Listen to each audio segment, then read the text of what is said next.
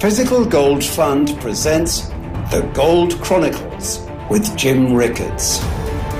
Insights and analysis about economics, geopolitics, global finance, and gold.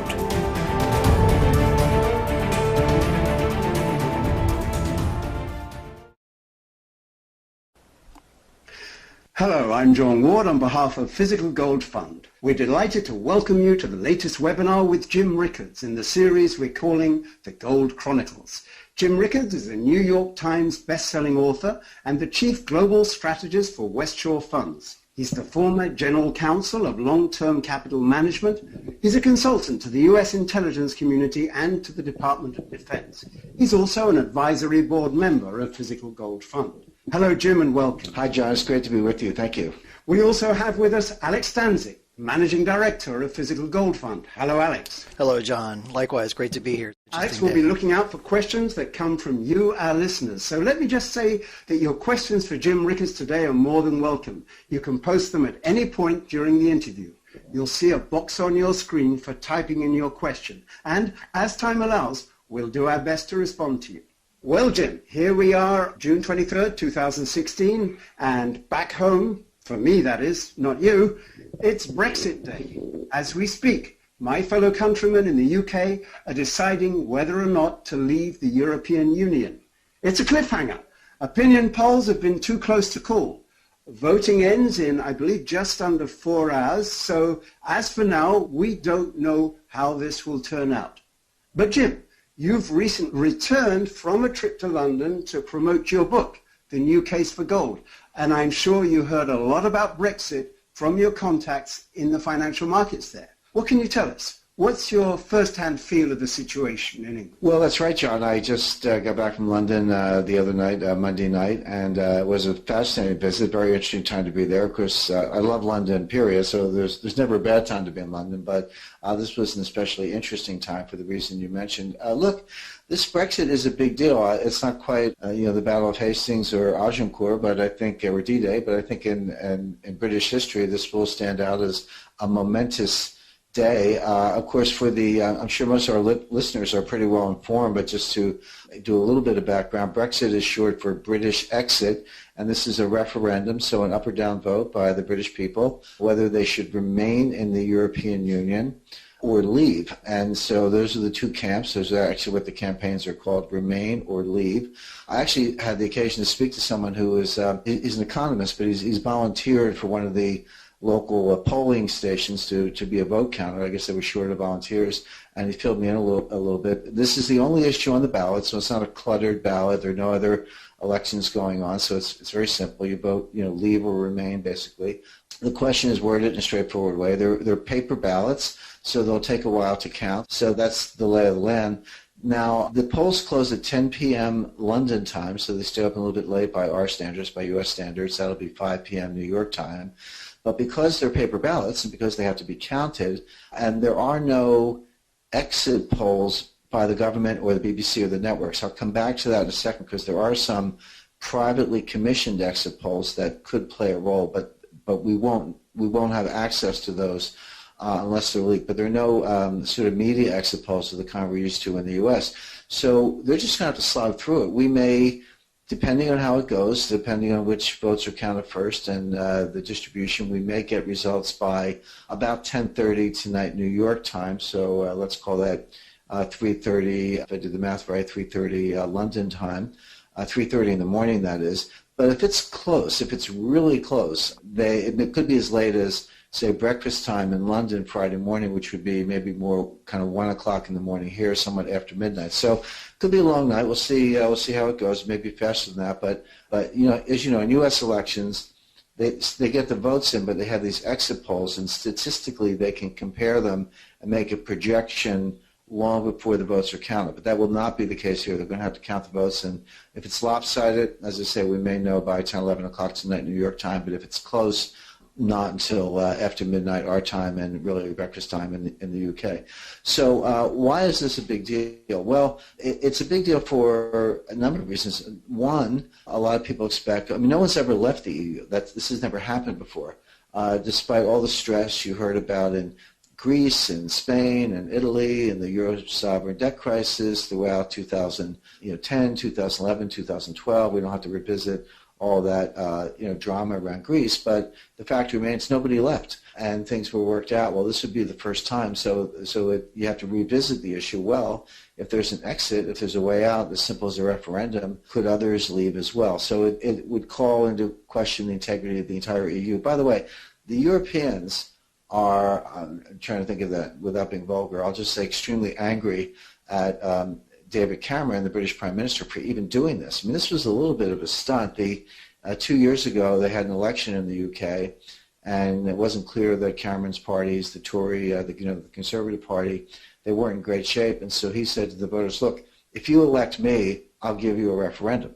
So people said, okay, we like that. So Cameron and the Tories were, in fact, elected in a bit of a landslide.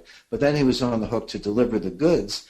And now we're up to the referendum day, but people in Europe are saying, wait a second, why are you playing with the future of Europe for your own electoral prospects? A good example of short-term political thinking with long-term, potentially disastrous consequences, but why are we surprised that politicians do that? That's what politicians do best, which is put their own interests ahead of the interests of larger groups. But here we are, so quite a bit of annoyance in Frankfurt and Berlin and Paris and Madrid and elsewhere around Europe that this is even an issue, because it does open the door to more people leaving.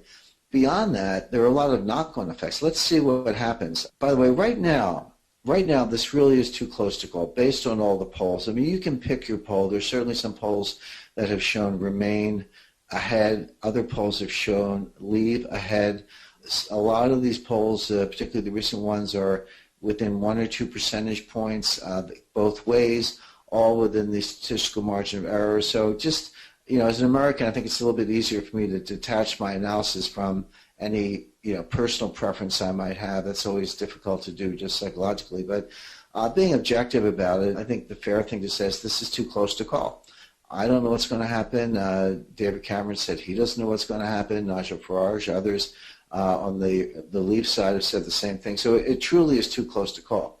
But a very interesting development has taken place, which I think has the potential to rock markets. While the polls are close along the lines I've described, there's another source of information which are bettors, basically betting parlors. Ladbrokes, I think, being the most prominent, but there are others. There's Betfair, Ladbrokes. Some are online, some are apps, etc. Now, the odds makers in these betting parlors have set the odds very, very heavily in favor of Remain. As they've said, there's a 75, some as high as 80% probability that Remain will win. So they've given Remain bettors very short odds and long odds to people who want to bet Leave.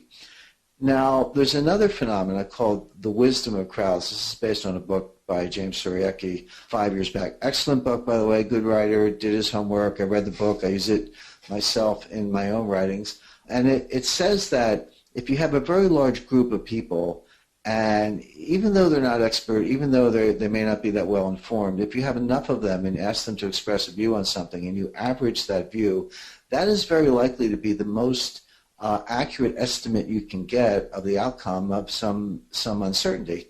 It does better than the experts. Now, the classic case of this, I'm going to spend a minute on this because it's really important to understand. It gets right to whether you should buy gold, believe it or not. But the classic case is, guess the number in a jelly bean jar.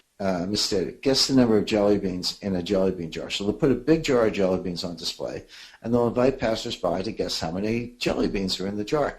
Now, they'll get some physicist or some engineer, and the engineer will sit there and, calculate the volume of a single jelly bean and the height of the jar and the circumference of the jar and make allowance for space between the jelly beans because they're irregularly shaped and write the equations and all that. That's the scientific way of doing it. That guess will usually be worse than just people who say, I think it's 1,000, I think it's 10,000, I think it's 100, etc. And the reason for that is if you have a large enough group, some people are going to make ridiculously high guesses. Some people are going to make ridiculously low guesses.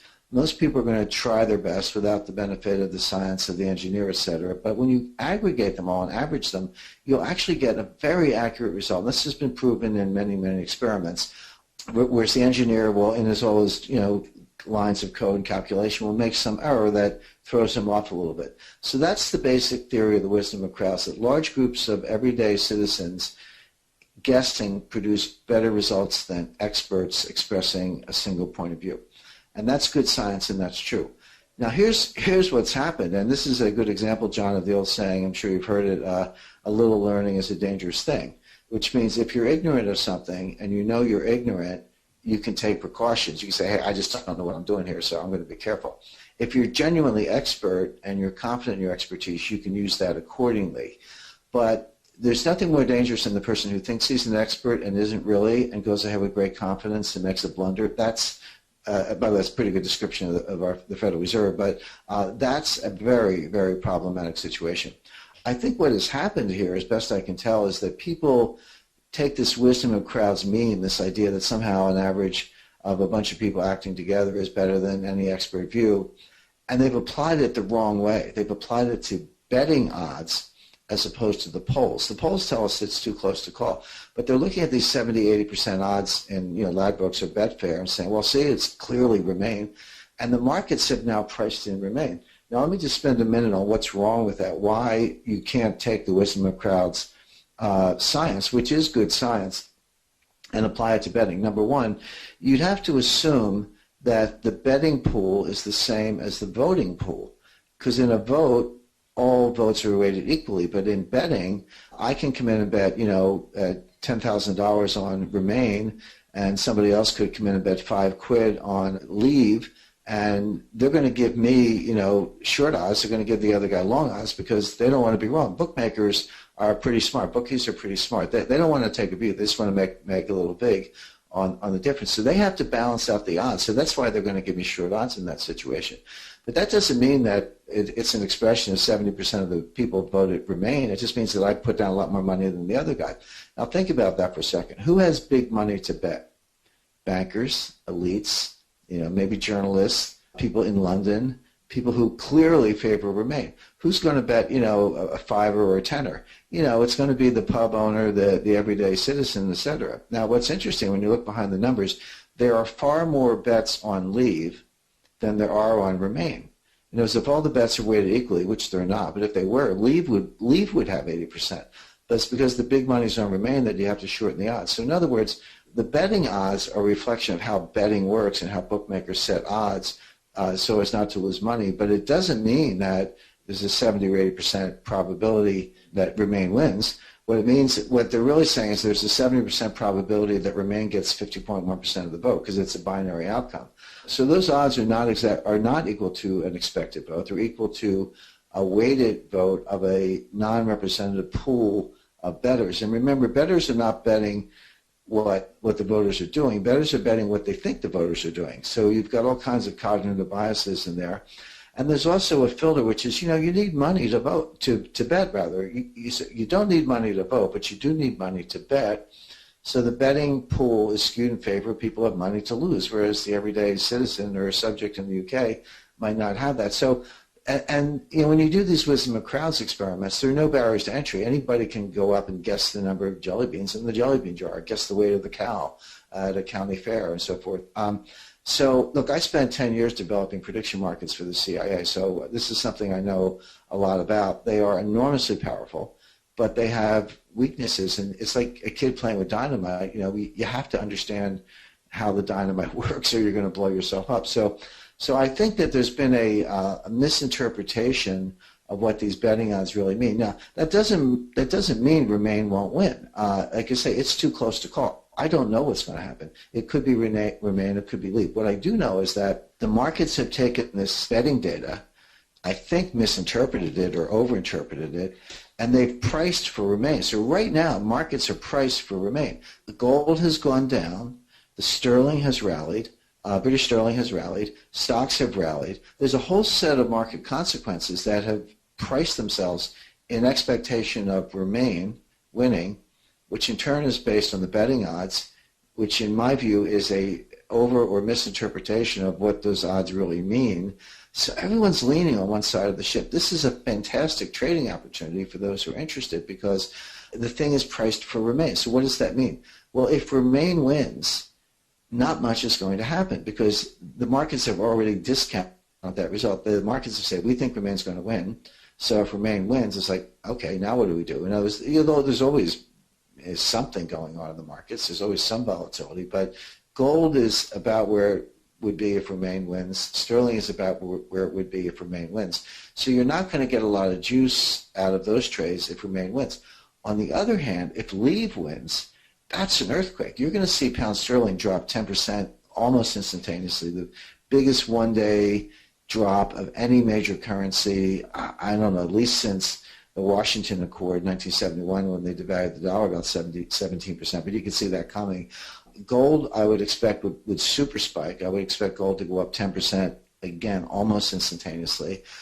Gold mining stocks might go up 20%. We're not here to as investment advisors, but as an analyst, I would say that you're going to see earthquake-type moves if Leave wins. So I'm looking at this, I'm saying, okay, the polls and everything I hear tell me it's 50-50, but the markets have decided, for whatever reason, to price in one of those two outcomes big time. So, and if that happens, nothing else happens, but if the other outcome, namely Leave, happens, look out below. And so sometime late tonight, because the markets never close, right? London will be closed, New York will be closed. Actually, London will just be getting ready to open, but Asia will be open. Gold, currencies, these things trade 24 hours a day. We're not going to have to wait till Friday morning in the New York Times to see the impact of this. If Leave wins, that earthquake is going to start in Tokyo and it's going to rumble around the world. Now you're into the potential for contagion, which is, as the saying goes, what happens in Britain doesn't stay in Britain. Why should a currency move 10% in one day? That is what's going to happen if Leave wins. There's no good reason for that. It just shows you how unstable the monetary system is. There's no anchor. There's no gold standard. There's no fixed exchange rates. This is just jump ball. So sterling goes down 10%. When things like that happen, John, somebody goes out of business. I've seen it too many times. Somebody's on the wrong side of the trade. Some hedge fund will fail. Some dealer will close his doors, house closed, as they say in the UK. And then the counterparts will say, oh, gee, where does that leave me? Everyone's going to want their money back. You have the makings. I'm not predicting this, but I'm saying you have the makings of a global liquidity crisis where the central banks are going to have to step in. It could start to look like 2008, query whether it will go all the way or whether they'll snuff it or whether it will even happen, because I do agree if Remain wins, not much will happen because that's already priced in. But basically you're looking at a coin toss, 50-50, Leave Remain. You're looking at a coin toss. If it's heads, not much happens, but if it's tails, we could be looking at an instantaneous 2008. That is a crazy situation. Thank you, Prime Minister Cameron. But what it means, I bought some gold the other day because, I like it anyway. I like it at this level. But if Remain wins, not much happens to the price of gold probably, but I like my position. But if Leave wins, I could make, $100 an ounce in a heartbeat. It's a very volatile, very unstable, very interesting situation. It's got a lot of stuff behind it, a lot of drama. Put the coffee on, stay up late, folks, because it's going to be an interesting 24 hours. Well, thanks, Jim. So in a way, that clarifies an understanding of the gold situation. There's just one thing about the gold part that I don't quite understand, which is, with all the uncertainty, this toss-up situation, wouldn't we expect the price of gold to have risen somewhat? Does the betting odds alone account for this slight depression in the price of gold? It seems a little strange to me. Well, as far as I can tell, yes, because we all know gold's been on a roll since late last year. It's the best performing asset of 2016. But we have evidence, John. It's not just guesswork, because when the middle of last week, where are we now, 23rd, so let's say June 15th, the polls were showing a pretty healthy lead for Leave. It wasn't, a slam dunk, but the polls were leaning Leave. People seemed to be trending Leave. And that's when gold went up to 1305 or so. I forget the exact high tip, but it was somewhere around there. Maybe I'm wrong, maybe a little bit higher than that. But, somewhere around 1305, $1310 per ounce. Then the polls shifted a little bit to Remain, and gold went down a lot. It went down $50 an ounce, down to around $1260.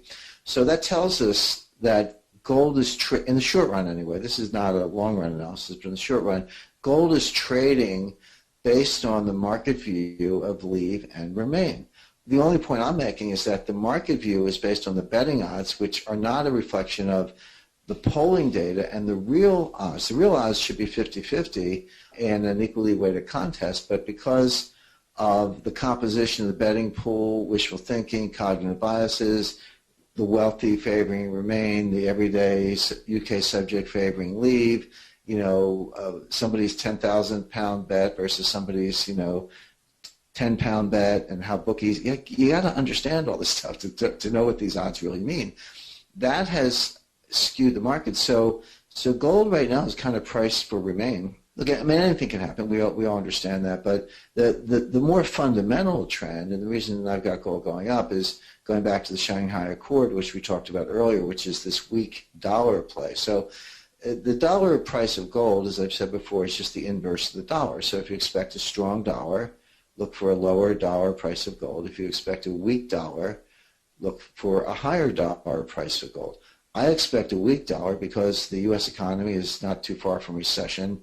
They don't want China to break the peg to the dollar. China needs help. So the whole thesis of the Shanghai Accord was that the dollar and the Chinese yuan would hold hands and stick it to the yen and the euro, which would then have to be the strong currencies. I did not have sterling in the Shanghai Accord because it wasn't that important, because the four units I mentioned, U.S., China, Europe, and Japan, are almost 70% of global GDP. So they're the main event.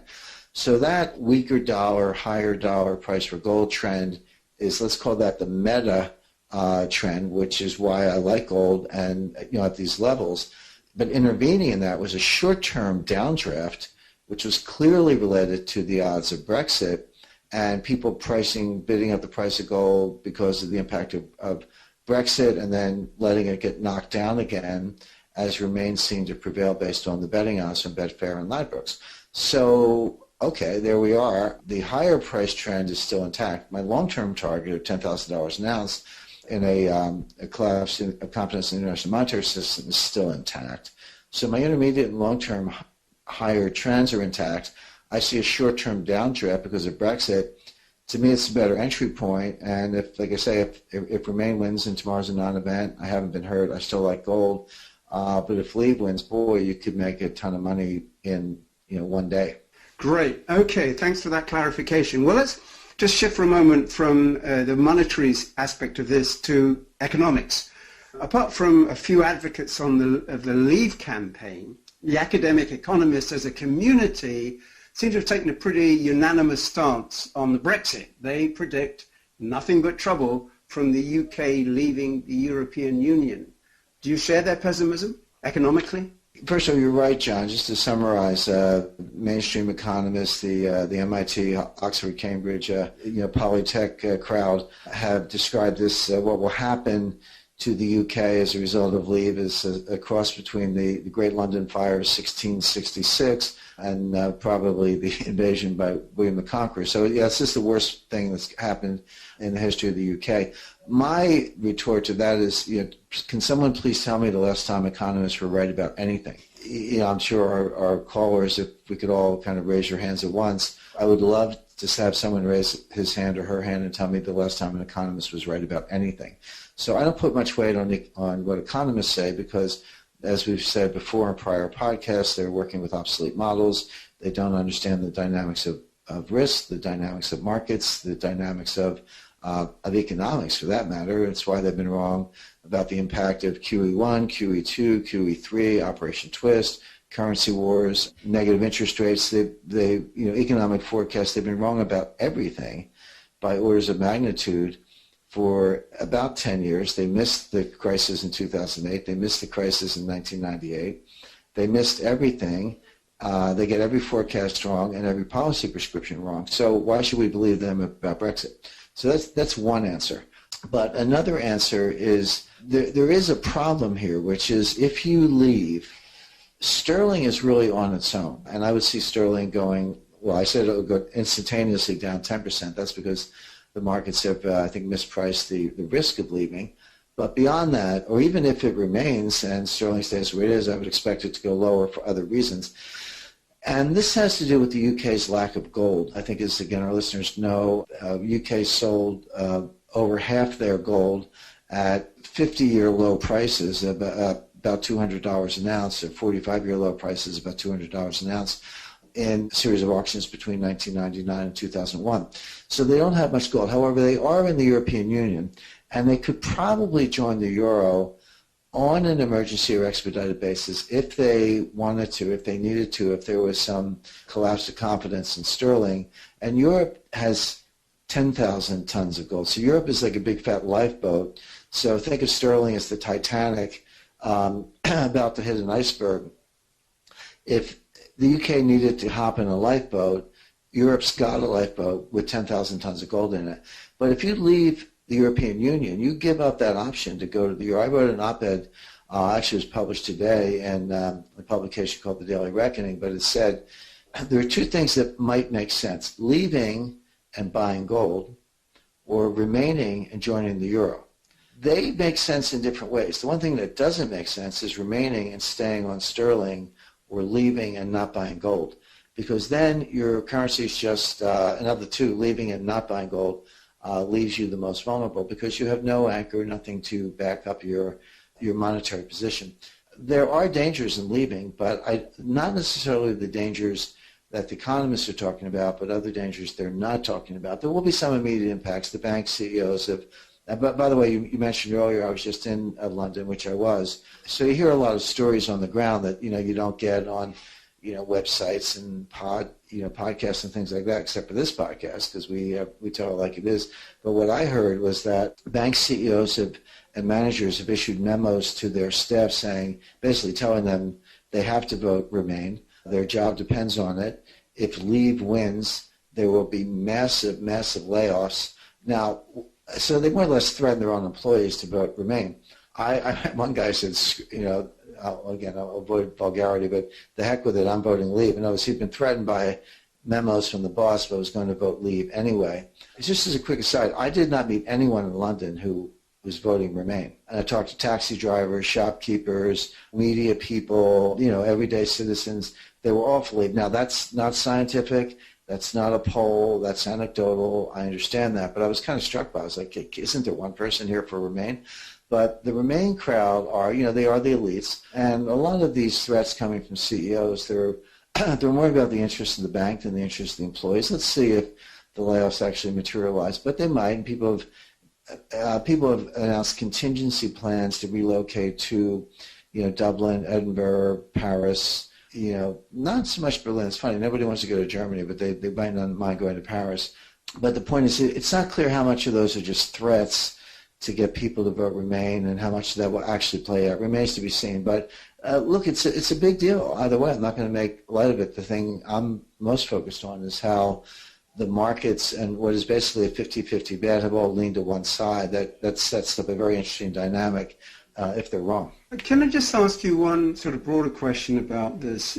This drama around the Brexit, does it bring to light a fundamental problem in the European structure, that you have monetary union with the euro, but you don't have fiscal union? You have all these different governments with their own spending and taxation systems.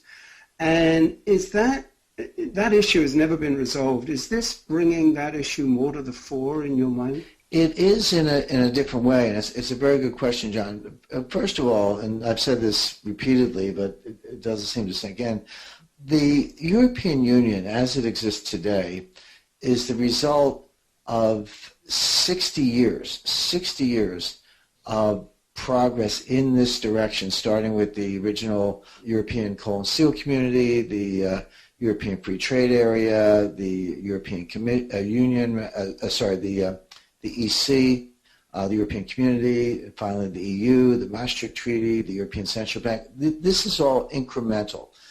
It has always been a political project. It has huge economic implications, but it has never been an economic project. It has always been a political project. It is leading to a United States of Europe. No expert really denies that. That's one of the criticisms of the Leave camp, and you hear it from Nigel Farage, Boris Johnson, and others, that it is leading to a United States of Europe, of which the UK does not want to be part. So that's really one of the main arguments for Leave. Now, the UK has had this kind of convenient halfway position. Well, we'll join the EU, but we won't go to the euro, we'll keep sterling, we'll keep the Bank of England, we won't do this, we will do that. Europe's kind of sick of it, by the way. They're like, hey, are you guys in or out? They're asking the same question that the British voters are asking today, which is, are we in or out? And the answer is they've always been halfway. And I think one thing where David Cameron's being a little disingenuous, if Remain wins, and again, it's a toss-up, right? So, but if Remain wins, the next logical step is to join the euro. And they haven't told the voters that, so a little bit of dishonesty there. But getting back to the continent, you're right, they have a combined monetary policy. They don't have a combined fiscal policy, but guess what? They're working on a combined fiscal policy. They just came up with unified bank regulation. They came up with a unified bank insurance scheme. So the banking system is now more integrated than ever. So you no longer have the situation, so what does that mean? Well, it means if an Italian bank is failing, depositors, to the extent they're insured, if you're not insured or you're over the insured limit, good luck, you're going to get bailed in. You're going to lose your money, or part of it has happened in Greece and Cyprus. But to the extent you're insured, that insurance fund is backed up by the combined resources of all the countries in the European monetary zone. So that is, it's not fiscal policy, it's regulatory policy, but it's not monetary policy. But it's an example of the kind of integration. I expect within 3 or 4 years, you'll have euro bonds. When I say euro bonds, I don't mean, the old dollar-denominated bonds issued in Europe. I mean bonds denominated in euros backed by the full faith and credit of the European monetary zone members, led, of course, by Germany. Now, Germany knows this is coming, but they want to impose a lot of high standards. In other words, they're saying to Greece and Italy and Spain, hey, we're not going to backstop bonds unless you guys get your act together.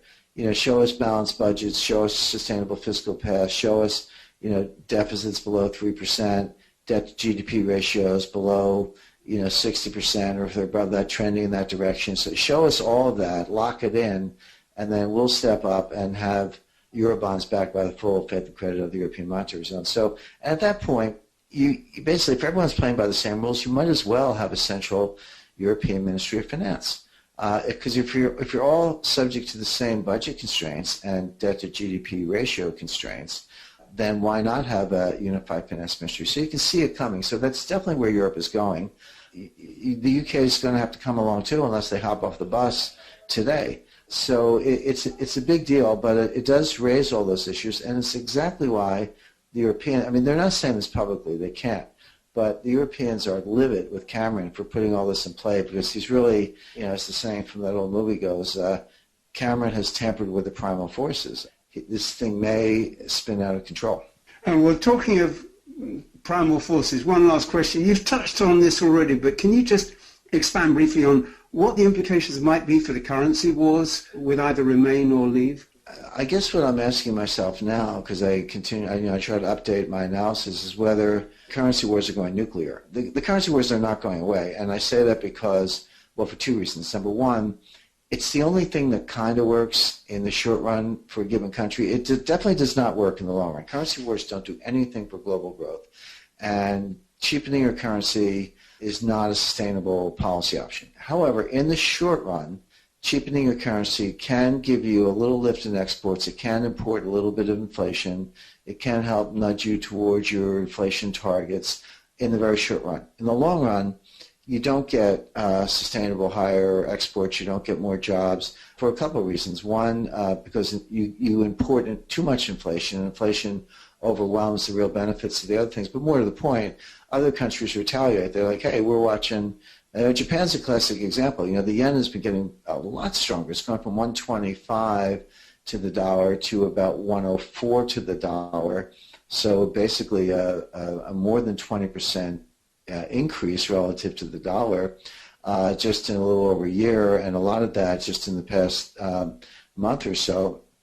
So the yen is strengthening, and everyone's running around saying, wait a second, you have to intervene, you have to cheapen the yen. Japan's economy is a mess. They've got too much deflation. We need a cheap yen. Well, yeah, you might like it, but you can't get it. They had it for 3 years, and they blew it. Japan had a cheap yen from 2013 to 2016. They had the opportunity. They did nothing. They did no structural reforms. no real significant fiscal stimulus. They could have opened up immigration from the Philippines. They could have empowered women. They could have reformed their retail distribution network. They didn't do any of those things. They just relied on the cheap currency. And now the G7, the G20, Jack Lew, they're saying, sorry, guys, you had 3 years, you blew it. Now we're going to stick it to you. Now you're going to have a strong yen. So all these analysts running around waiting for intervention, don't hold your breath, because Japan's been told that they cannot cheapen the yen. That was the Shanghai Accord, February 26, 2016, Shanghai, China, G20 Central Bank Finance Ministers Summit on the sidelines. That's what happened there. So the currency wars are alive and well, but when I say go nuclear, sterling drops 10% in one day, which I expect to happen if Leave wins. Just to be clear, I'm not saying Leave will win. I'm saying it's a coin toss, but if Leave wins, boom, and what is that? That's currency wars on steroids. And at some point, the system spins out of control, and investors throw up their hands and say, you know what, I'm out of here. I don't know what's happening with sterling or dollars or yen or yuan. I don't want to know. Get me some gold. Get me some physical gold. That's money. Put it in a safe place. Go to the sidelines and just let this thing take its course. And I do think people, institutions, it's happening already. It's why gold has been on a strong run so far this year because of efforts to weaken the dollar and diminution in confidence in central bank money. So it's happening anyway, but that could accelerate. And my advice to investors is, what are you waiting for? Get your physical gold now, put it in safe non-bank storage, sit tight, it'll do fine, but why are you waiting for the panic to make your move? You'll find that you won't be able to get the gold. And by the way, this is, we haven't really talked much about my visit to Switzerland, John. We talked a lot. I was in Zurich, Paris, and London over a 10-day period. As I say, got back Monday night, but spent as much time in Switzerland as I did in London, and heard some stories there, straight from the horse's mouth from people directly involved in the business that would make your hair stand on end, including, two I'll mention briefly. One is, the big refiners are all located in Switzerland, and there's PAMP, there's Valcambi, there's Arbor Horaeus, there are others, there are a number of them, but one of them cannot source doré. Now, again, for the audience benefit, doré are gold bars that come straight from the mines. This is what miners produce. It's not pure gold. It's about 80% gold. And what the refiners do is they take the 80% gold bars and they refine it into 99.99% gold bars of a different size that the market demands. That's what refiners do. They take one kind of gold, turn it into another kind of gold of greater purity. This one refiner can't get doré, which means the mines can't give him gold. That's how short the supply is. So they have a waiting list of buyers. They cannot fill all the demand from the buyers. They're getting shortages on the supply side. How do you reconcile that? Well, Economics 101, first week of economics, higher price. That's how you reconcile it. A higher price will draw more scrap. That's scrap is bracelets, necklaces, ring, basically jewelry, and from housewives and folks around the world. You're going to have to raise the price to get people to part with their earrings, so to speak. That's one way to do it. The other source of gold in Switzerland has been gold coming from London vaults, so-called good delivery bars, 400-ounce bars coming from London vaults to Switzerland. So the Swiss refiners had three sources: good delivery bars from London, scrap from everywhere, and doré from the mines. Doré is starting to dry up. The 400-ounce bars are starting to dry up because guess what? They're flowing back to London because GLD, the main gold ETF, keeps their gold in London, and they've got to get the bars. Now, gold has been flowing from west to east, so we've heard that 100 times, west to east, west to east, and it's true. For 7 or 8 years, gold has been flowing from west to east. It's still flowing to the east. It's slowed down a little bit, but it's still flowing to the east. The east is not disgorging their gold. There's no gold coming out of China. Talk to a refiner in Switzerland. He's never seen a gold bar from China. They're just not letting go of it. But meanwhile, it's starting to go to the west, again, not come out of the west, but go to the west. Well, where's that gold coming from? Some of it's coming from scrap, but that's going to be much higher prices. Some of it's coming from Dubai. Dubai has kind of stepped in as an emergency oxygen supply, but there's not that much in Dubai. I talked to a dealer in London. He's funny. He pulled a gold this dealer pulled the gold, 1 kilo bar, 4 nines, 99.99% pure gold kilo bar out of his pocket, handed it to me, and I passed it around. It's about a $45,000 piece. And I said, that's really cool. And he said, he leaned over, he said, Jim, for a couple $1 million, I didn't have a couple million on me, but he said, Jim, for a couple $1 million, you could buy every 1 kilo bar in the UK. I said, you're kidding. He said, no. He said, there aren't that many. He said, I got some, and other people have some, but it's all been shipped to China. So he said, you get one in your hand right now, but he said, for a couple $1 million, you could buy every 1 kilo bar in the UK. And I bounced that off of somebody else. I certainly thought the first person knew what he was talking about, but I bounced it off of someone else, and the other person said, yeah, you're right. So that's how short the supply situation is. We know that means only one thing, which the price goes up. So a shortage of supply is a vector pushing the price up.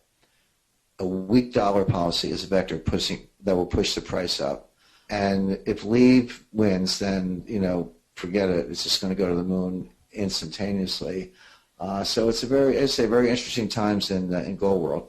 Oh, thanks, Jim. That's really some amazing and significant insight and information about gold there. And you mentioned your visit to Switzerland. Of course, Alex, you were there. Let's turn to Alex now for questions from our listeners. But maybe first you'd like to tell us a little bit about what you discovered there in Switzerland along with Jim. Sure. So as you just mentioned, Jim and I were over in Switzerland about a week or so ago. And we conducted what we call a surprise inspection of the physical gold funds gold bars. And just very briefly, I'm going to pop up a couple of pictures on the screen for you.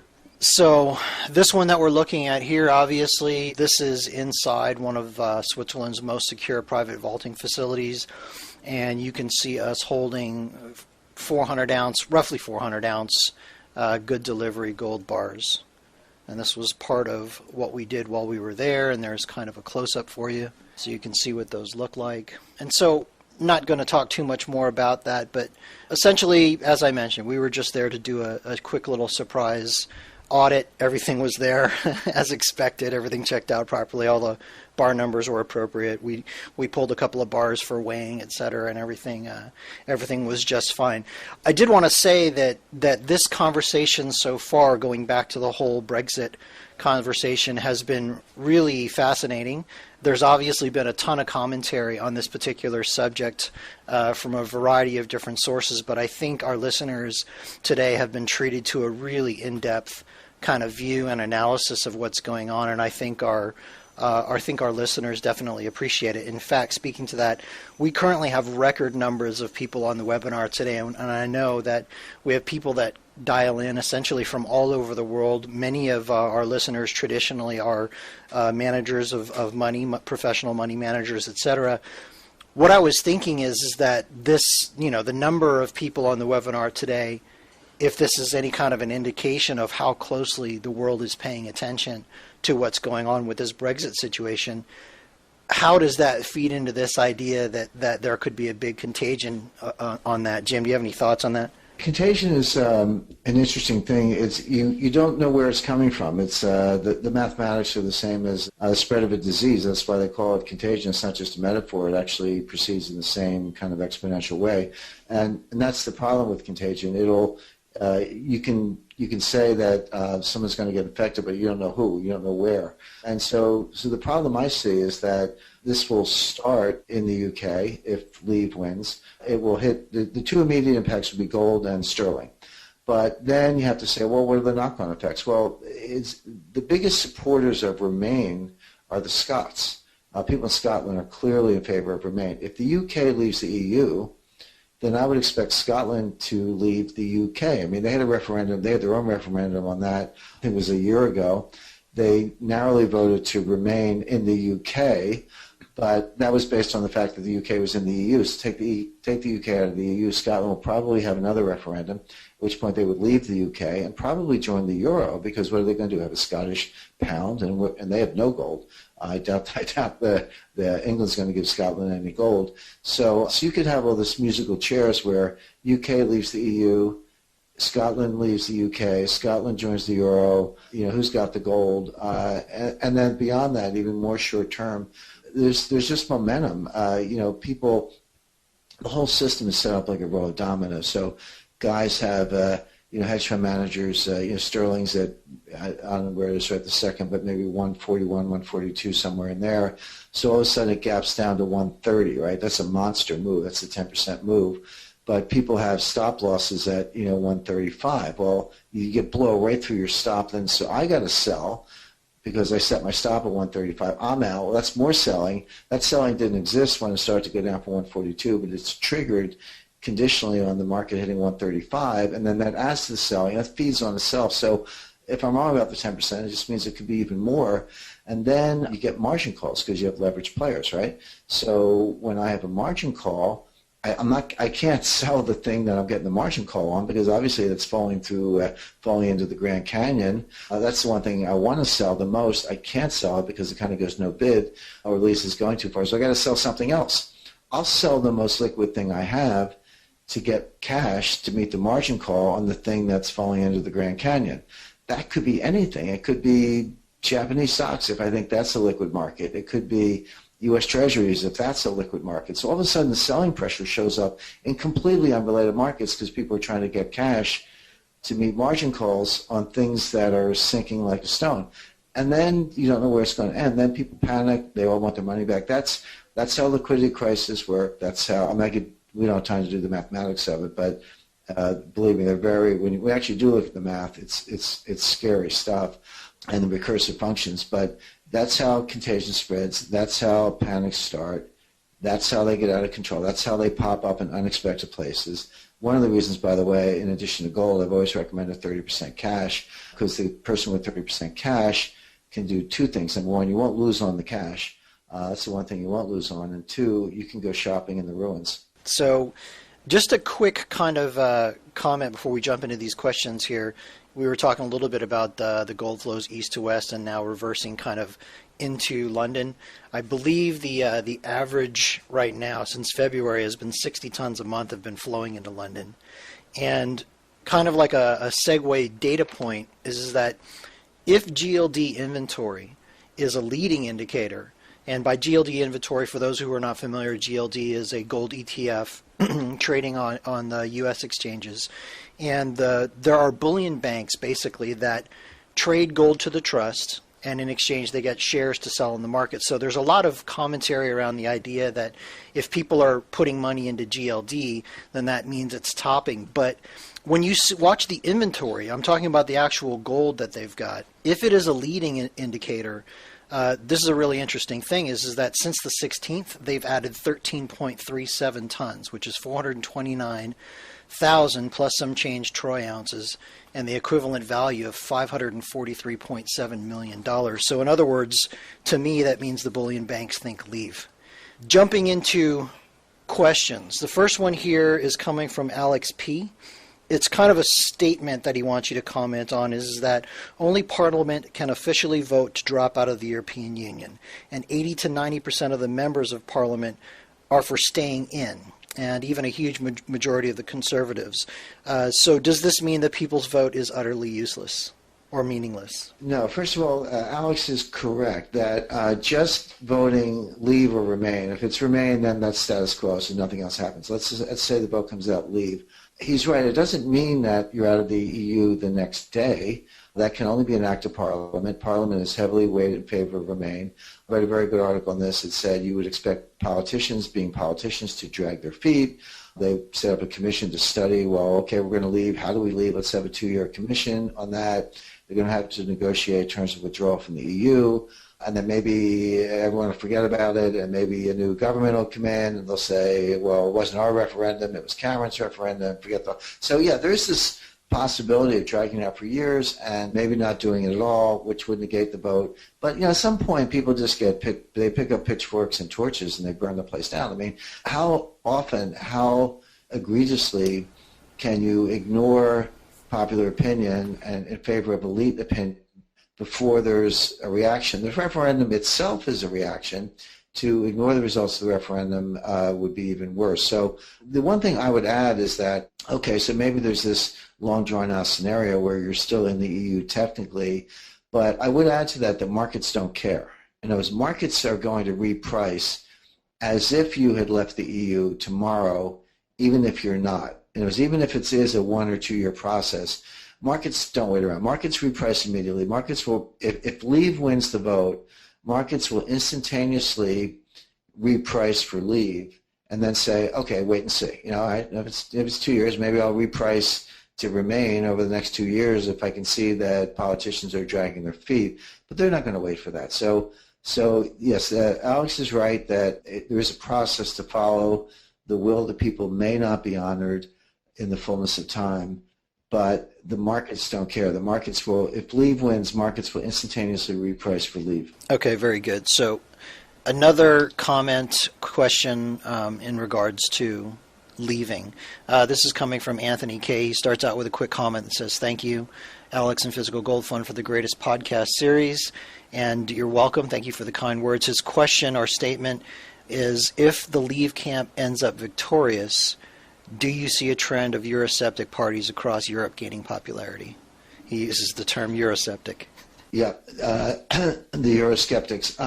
Not necessarily. I would not necessarily extrapolate from the UK leaving to Spain, Italy, and others leaving. And here's why. The divide between the UK and the rest of Europe is unique and profound, much greater than the divide among European countries themselves, even though they have different cultures and different languages and different histories, etc. They have enough in common. There's some cohesiveness there, and they like the euro. You go back to 2011, 2012. Our friends Nouriel Roubini and Paul Krugman and Joe Stiglitz were running around, as I say, with their hair on fire, that Greece is going to leave and Spain's going to quit and the euro is going to fall apart and there'll be a northern tier and a southern tier. And I said nonsense. I said nobody is leaving, nobody's getting kicked out. And I was right about that. And I based that in part on, first of all, I go to these countries. Everyone sits here in the United States, they read the Financial Times and they think they're getting news from Europe. They're not. They're getting news from London, and people in the UK hate Europe.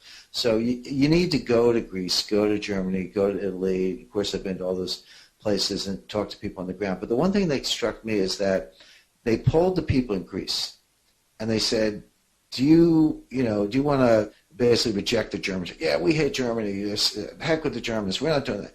But then if you ask them, do you like the euro? They said, yes. They said, we like the euro. And the reason is obvious, which is that for all the years they were on the drachma, the government kept printing drachma and inflating the currency and stealing their money. And the euro under German leadership is very stable. So they said, we finally have a kind of money that we like. So, of course, the Greeks wanted it both ways. They did not want austerity, but they did want the euro. Well, you can't have the euro unless you're in the European Union. So that's a binding force, which the UK doesn't have because they're on sterling. But the second more profound force, I believe, is, and I've never heard this discussed, but I'm a lawyer, so I'll put my lawyer hat on. It's the difference between civil law and common law. Europe, mainland Europe, has a civil law tradition. This goes all the way back to the 6th century Code of Justinian, updated through the Napoleonic Code, through modern legal codes. But the European approach to everything is, if you need to figure something out, write a rule, and if the rule doesn't work, write another rule, and if that doesn't work, write another rule, and just keep writing rules till you figure it out. that's code, that's codification law. In the UK and the United States and Australia and Canada and sort of the Anglophone world, we have the common law. Now, we have rules and regulations, probably too many. We're probably getting too much like Europe. But the tradition allowed for something called equity. And equity is a branch of law that says judges get to make things up. It's like even if the strict law of contract says, you should lose your case, a judge looking at the case could say, I know what the strict law of contract says, but there are mitigating circumstances here. There's unfairness. There's unconscionability. There are other factors. And judges have always had discretion to bend the rules to achieve justice, or at least what the common law system sees as justice. That's a profound difference. And this is what, now, your average pub keeper in Liverpool is not going to give you necessarily a dissertation on the difference between code law and common law. But intuitively, they get it. They just don't like being told what to do. But the Europeans are like, well, we have to tell you what to do because that's how we do things. So that gap, I find, is profound, really unbridgeable, unless the English or the British just want to give up their identity, which they don't. So I don't see Brexit as a prelude to other countries leaving the European Union, because what binds them is greater than what separates them. Whereas in the case of the UK, with the keeping their currency and keeping the common law, I just think they're too far apart. Just to give a real quick example of this, Alex, when I was in Switzerland, I was out to dinner. Actually, I was out to dinner with you, as a matter of fact, and my daughter, so you recall this. My drink was served, and there was a line on the glass and an official government seal on the line. I said, what the heck is that? And it was the pour line. Some EU regulation from Brussels was telling some bartender that this is exactly how much you had to pour, no more, no less. Now, I like going to bars where you have what I call a tall pour, where the bartender gives you a little extra. I suppose some bartenders give you a little less. If you're supposed to get a 3-ounce glass of wine, do you sometimes get 2 ounces? Do you sometimes get 4? I guess so. To me, that's life. But, I figure out the guys that give me a tall pour and I go back. But here was a line on the glass. So I suppose you could say it wasn't a rule. It was consumer information. I would at least know if I was getting shortchanged. But that's an example of just no end to the rules, no end to government intrusion. And that's contrary to British culture. So I do think that the Brits are different. They feel it in their bones. They kind of want to leave. It's too close to call, and let's get together in 5 hours and see what happens. Excellent. Some very good points you made there, Jim. And so with that pretty much wraps up our time. I want to thank you, of course, for your commentary and your time with us. And here's to tall pours. With that, I'm going to turn it back over to John. Thank you, Alex. Just very briefly, I'm going to underline what you said about that gulf from Europe. Well, I grew up as a little boy in England in the 1950s. You'd hear people speak of going to Europe as you might speak of going to Japan. Europe was perceived as a huge, faraway place full of rather unreliable people who speak funny languages and eat strange food. So I think that feeling has never really gone away, even though London has become much more cosmopolitan, thank goodness. And our food has improved as a result. Yes, to what you've said there, and thank you, Jim, for tremendous insights. Alex and listeners, let me just tell you there's another treat in store for you today. Full day indeed. Coming up shortly on Bloomberg TV at 4:40 p.m. Eastern, Jim will be participating in the Great Gold Debate. That's a special event scheduled, let me repeat, at 4:40 p.m. Eastern on Bloomberg TV. And what's happening is that Jim will be debating Barry Ritholtz.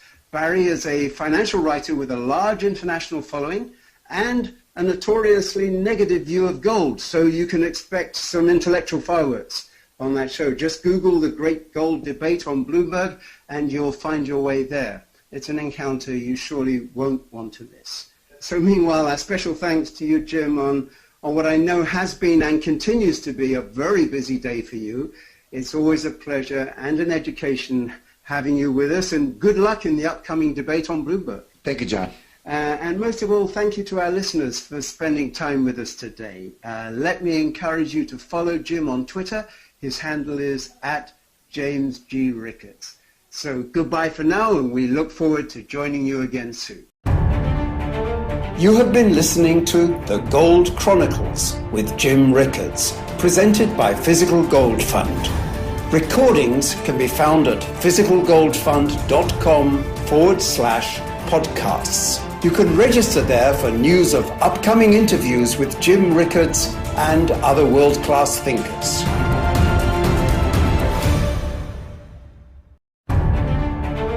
Physical Gold Fund presents The Gold Chronicles with Jim Rickards. Insights and analysis about economics, geopolitics, global finance, and gold.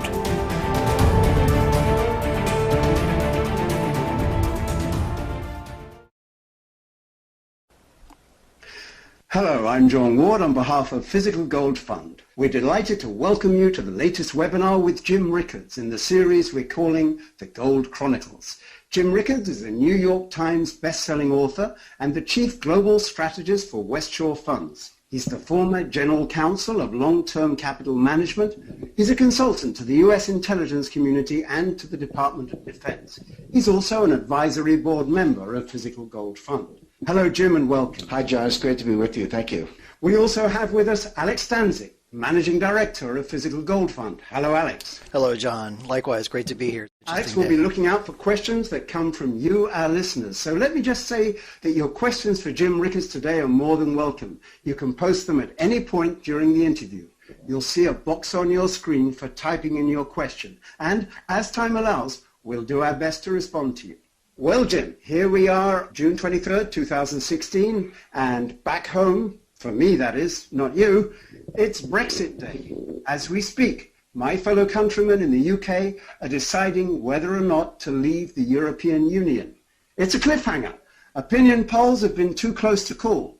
Voting ends in, I believe, just under 4 hours, so as for now, we don't know how this will turn out. But Jim, you've recently returned from a trip to London to promote your book, The New Case for Gold, and I'm sure you heard a lot about Brexit from your contacts in the financial markets there. What can you tell us? What's your first-hand feel of the situation in England? Well, that's right, John. I just got back from London the other night, Monday night. And even though they may not be that well informed, if you have enough of them and ask them to express a view on something and you average that view, that is very likely to be the most accurate estimate you can get of the outcome of some uncertainty. It does better than the experts. Now, the classic case of this, I'm going to spend a minute on this because it's really important to understand. It gets right to whether you should buy gold, believe it or not. But the classic case is, guess the number in a jelly bean jar. Misstated. Guess the number of jelly beans in a jelly bean jar. So they'll put a big jar of jelly beans on display, and they'll invite passersby to guess how many jelly beans are in the jar. Now, they'll get some physicist or some engineer, and the engineer will sit there and calculate the volume of a single jelly bean and the height of the jar and the circumference of the jar and make allowance for space between the jelly beans because they're irregularly shaped and write the equations and all that.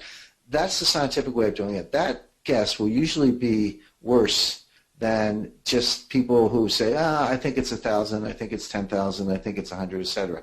And the reason for that is if you have a large enough group, some people are going to make ridiculously high guesses. Some people are going to make ridiculously low guesses. Most people are going to try their best without the benefit of the science of the engineer, etc. But when you aggregate them all and average them, you'll actually get a very accurate result. This has been proven in many, many experiments, whereas the engineer will, in all his lines of code and calculation, will make some error that throws him off a little bit. So that's the basic theory of the wisdom of crowds, that large groups of everyday citizens guessing produce better results than experts expressing a single point of view. And that's good science, and that's true. Now, here's what's happened, and this is a good example, John, of the old saying, I'm sure you've heard it, a little learning is a dangerous thing, which means if you're ignorant of something and you know you're ignorant, you can take precautions. You can say, hey, I just don't know what I'm doing here, so I'm going to be careful. If you're genuinely expert and you're confident in your expertise, you can use that accordingly.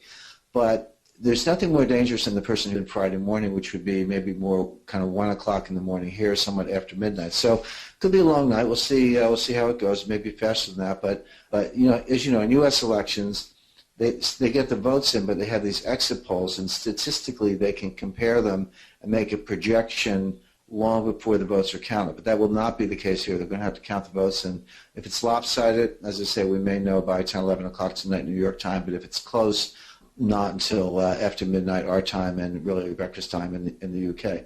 So why is this a big deal? Well, it's a big deal for a number of reasons. One, a lot of people expect, no one's ever left the EU. This has never happened before. Despite all the stress you heard about in Greece and Spain and Italy and the Euro sovereign debt crisis throughout 2010, 2011, 2012, we don't have to revisit all that drama around Greece, but the fact remains nobody left, and things were worked out. Well, this would be the first time, so you have to revisit the issue. Well, if there's an exit, if there's a way out, as simple as a referendum, could others leave as well? So it would call into question the integrity of the entire EU. By the way, the Europeans are, I'm trying to think of that without being vulgar, I'll just say extremely angry at David Cameron, the British Prime Minister, for even doing this. This was a little bit of a stunt. 2 years ago, they had an election in the UK, and it wasn't clear that Cameron's parties, the Tory, the Conservative Party, they weren't in great shape. And so he said to the voters, look, if you elect me, I'll give you a referendum.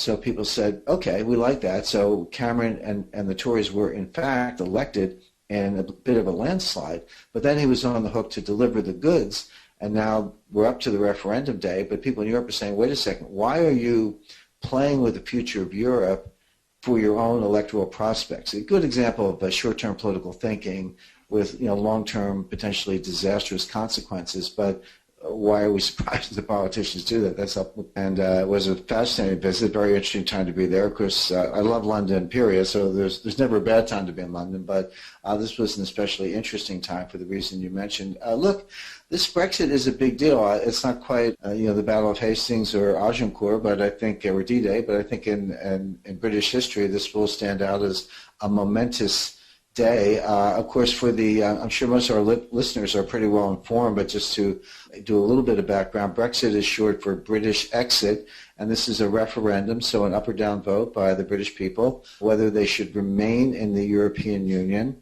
or leave. And so those are the two camps. Those are actually what the campaigns are called, remain or leave. I actually had the occasion to speak to someone who is he's an economist, but he's volunteered for one of the local polling stations to be a vote counter. I guess they were short of volunteers, and he filled me in a little bit. This is the only issue on the ballot, so it's not a cluttered ballot. There are no other elections going on, so it's very simple. You vote, leave or remain, basically. The question is worded in a straightforward way. They're paper ballots, so they'll take a while to count. So that's the lay of the land. Now, the polls close at 10 p.m. London time, so they stay open a little bit late by our standards, by U.S. standards. That'll be 5 p.m. New York time. But because they're paper ballots and because they have to be counted, and there are no exit polls by the government or the BBC or the networks. I'll come back to that in a second because there are some privately commissioned exit polls that could play a role, but we won't have access to those unless they're leaked. But there are no sort of media exit polls of the kind we're used to in the U.S. So they're just going to have to slog through it. We may, depending on how it goes, depending on which votes are counted first and the distribution, we may get results by about 10:30 tonight New York time. So let's call that 3:30, if I did the math right, 3:30 London time, 3:30 in the morning, that is. But if it's close, if it's really close, it could be as late as, say, breakfast time in London. That's what politicians do best, which is put their own interests ahead of the interests of larger groups. But here we are, so quite a bit of annoyance in Frankfurt and Berlin and Paris and Madrid and elsewhere around Europe that this is even an issue because it does open the door to more people leaving. Beyond that, there are a lot of knock-on effects. Let's see what happens. By the way, right now, this really is too close to call based on all the polls. I mean, you can pick your poll. There's certainly some polls that have shown remain ahead. Other polls have shown leave ahead. A lot of these polls, particularly the recent ones, are within 1 or 2 percentage points both ways, all within the statistical margin of error. So just, as an American, I think it's a little bit easier for me to detach my analysis from any, personal preference I might have. That's always difficult to do just psychologically. But being objective about it, I think the fair thing to say is this is too close to call. I don't know what's going to happen. David Cameron said he doesn't know what's going to happen. Nigel Farage, others on the Leave side have said the same thing. So it truly is too close to call. But a very interesting development has taken place, which I think has the potential to rock markets. While the polls are close along the lines I've described, there's another source of information which are bettors, basically betting parlors, Ladbrokes I think being the most prominent, but there are others. There's Betfair, Ladbrokes, some are online, some are apps, etc. Now the odds makers in these betting parlors have set the odds very, very heavily in favor of Remain. In other words, they've said there's a 75, some as high as 80% probability that Remain will win. So they've given Remain bettors very short odds and long odds to people who want to bet Leave. Now, there's another phenomenon called the wisdom of crowds. This is based on a book by James Suriecki 5 years back. Excellent book, by the way, good writer, did his homework. I read the book. I use it myself in my own writings. And it says that if you have a very large group of people, and even though they're not expert